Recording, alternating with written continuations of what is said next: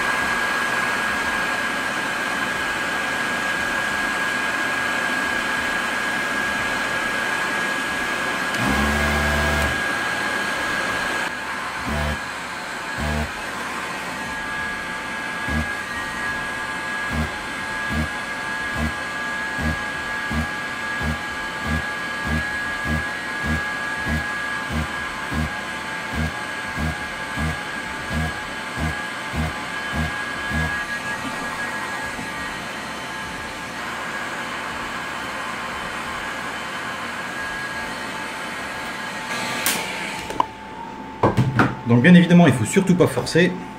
Là, on voit qu'il y a une soudure qui est un petit peu récalcitrante.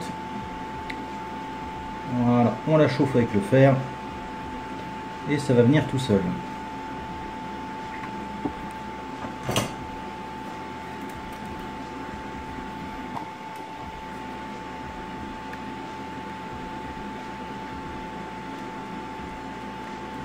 Enfin, l'essentiel, c'est toujours d'y aller à tâtons et très doucement. Bien repérer les soudures qui ont l'air d'avoir du mal à bouger. Bon, il y en a deux qui sont un peu durs. On va repasser à la pompe à dessouder.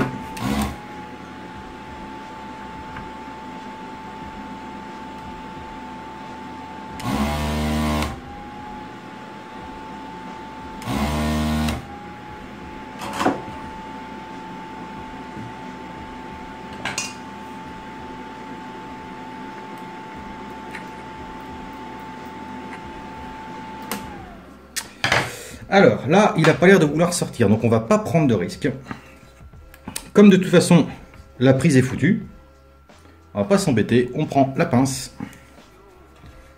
Et comme c'est pas une prise qu'on va réutiliser, on va tout simplement couper les pattes pour lui donner plus de liberté.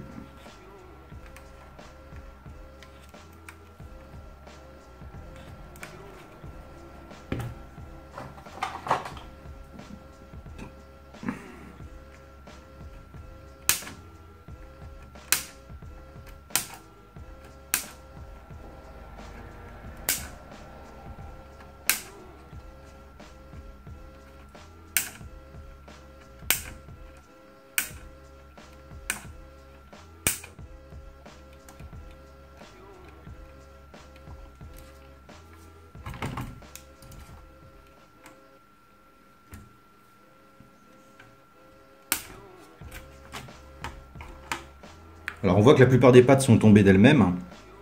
Voilà, donc c'est qu'elles étaient bien dessoudées. On voit que celle-ci vient très bien. Et maintenant on a accès aux pattes de derrière qui tombent toutes seules elles aussi.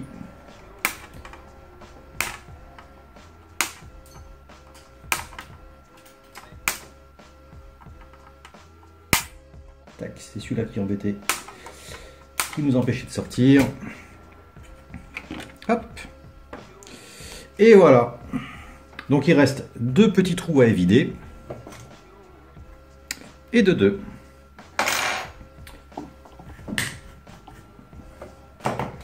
Maintenant on voit qu'il reste un petit peu d'étain dans un trou.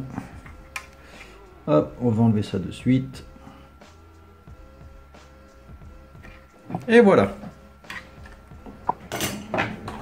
Donc avec cette méthode, vous êtes sûr de ne pas arracher les pistes, de ne rien abîmer. Voilà, on voit que la carte n'a pas bougé.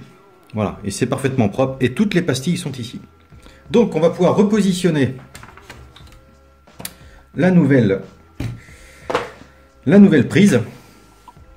Mais je vais en profiter d'abord pour enlever les ports RCA, pour pouvoir accéder aux deux condensateurs qui sont ici, pour faire un travail bien propre au moment du remplacement. Bien, la carte est nettoyée, les condensateurs ont été retirés. J'ai donc préparé cette prise DB23. Donc elle est bien propre. C'est de la récupération bien évidemment, puisque les prises DB23 sont quasiment introuvables, voire même carrément introuvables. Donc celle-ci a été démontée, nettoyée, remise en place. Tout l'étain a parfaitement été retiré, ce qui fait que normalement, si on la présente, elle doit se clipper toute seule, sans forcer. Clac. Voilà, elle est en place, il n'y a plus qu'à souder. Hop, je vais positionner un petit morceau de mousse en dessous pour faire pression sur la prise pour être sûr qu'elle soit bien positionnée. Ensuite, je prends de l'étain en gros diamètre. On est sur du 1 mm de diamètre. Et on va souder la prise. Tac. Voilà. La prise est maintenue.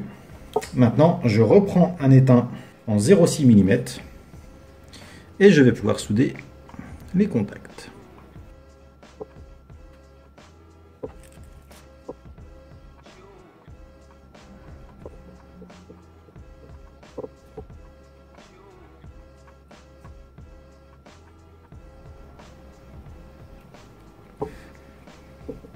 Voilà, c'est soudé. Plus qu'à remettre les prises RCA et les condensateurs. Et donc on dit adieu à cette vieille prise. On peut voir qu'elle était vraiment abîmée, hein. Elle était vraiment pourrie à l'intérieur.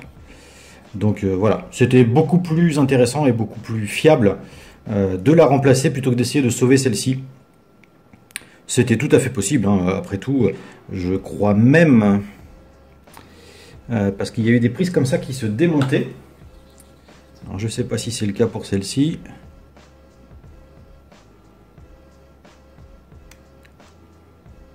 vais essayer de ne pas se couper un doigt. Non, celle-là, elle est collée.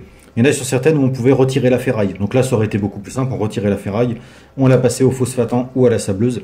Mais encore une fois, le plus dur aurait été de nettoyer correctement les contacts à l'intérieur. Donc ça, hop, on n'en parle plus. On repart sur quelque chose de parfaitement propre et presque neuf. Et voilà, la carte est terminée. Donc elle est recapée, nettoyée. Et la DB23 a été remplacée. Voilà, c'est quand même bien plus joli. Voilà. J'ai remis les RCA aussi droits puisqu'ils étaient légèrement tordus. Voilà, c'était une petite restauration facile et rapide. Je vous remercie d'avoir regardé cette vidéo. Et on se retrouve après avec un Amiga 500+. A bientôt.